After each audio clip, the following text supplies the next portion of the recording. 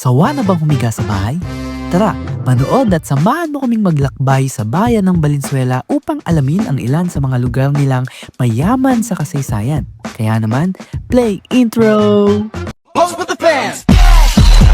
Pose with the pose with the pose with the fans. Pose with the pose with the pose with the fans. Pose with the fans.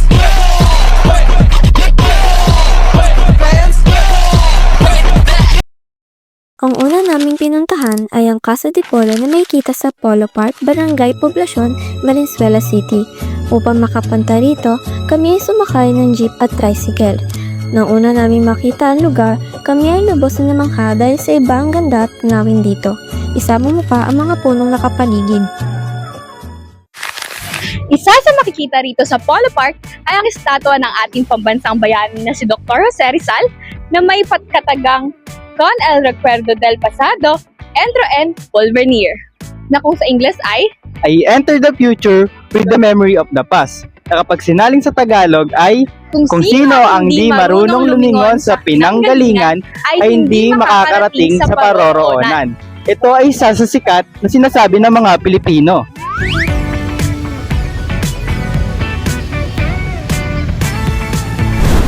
Ayan, makikita naman natin dito sa Casa de Polo ang pag-uusap ng dalawang statwa na sina Dr. Pio Valenzuela at Dr. Jose Rizal para sa isang importante at delikadong misyon. Ang isang buni ang himagsikan kay Dr. Jose Rizal. Gayunpaman, hindi sang-ayon si Dr. Jose Rizal dahil baka hindi sila makikita. Gayunpaman, ay nagbigay siya ng panukala kung sakaling hindi ito may iwasan. Napakagandang tumambay at mamasyal sa Casa de Polo. Pero, hindi pa dyan nagtatapos dahil pupunta naman tayo ngayon sa ating susunod na makasaysayan at napakagandang lugar. Sunod naman naming pinuntahan ay ang museo ni Dr. Pio Valenzuela. Nakakamangha ang tanawin mula sa labas na makikita ang statwa ni Dr. Pio hanggang sa pagpasok sa loob. Friendly ang mga nagbabantay dito. Baka sa kanilang mga labi ang pagiging masiyahin at pagiging palakaibigan sa mga tao. At ngayon naman, nandito tayo sa museo ni Dr. Pio Valenzuela, kung saan ito raw ang dating bahay na bato ni Dr. Valenzuela at nirenovate lang para gawing museo at pwedeng makita ng mga tao. At medyo mahina lang yung boses natin kasi bawal daw maingay dito sa museo.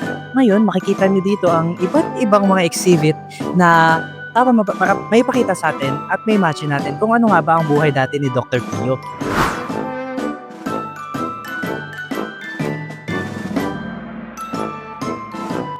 Makikita sa ikalawang palapag ng gusali ang iba't ibang mga silid na may kanya-kanya ring display at mga kanya-kanyang purpose. Isa rin sa makikita rito ay ang maliit niyang silid-aklatan, kung saan siya nagbabasa at dito rin siya kumukuha ng mga impormasyon sa pag-aaral bago siya maging tuluyang ganap na doktor. Ngayon ay punta naman tayo sa unang palapag. Nakakabilib ang mga maliliit na figurines dito na tila mayroong pinapahiwatig na mensahe sa atin. Makikita mo naman sa baba na may mistulang balon sa ilalim ng bahay.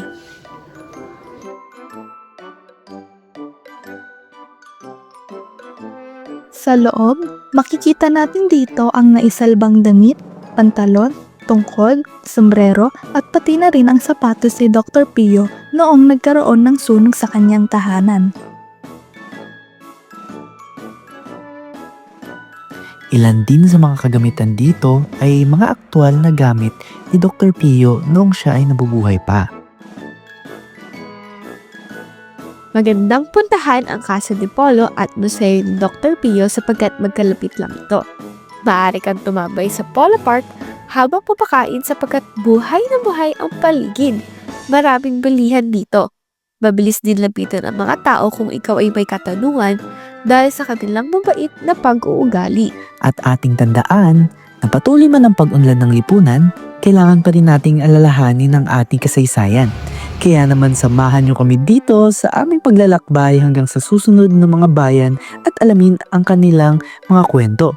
Dito lamang yan sa Lakbayan!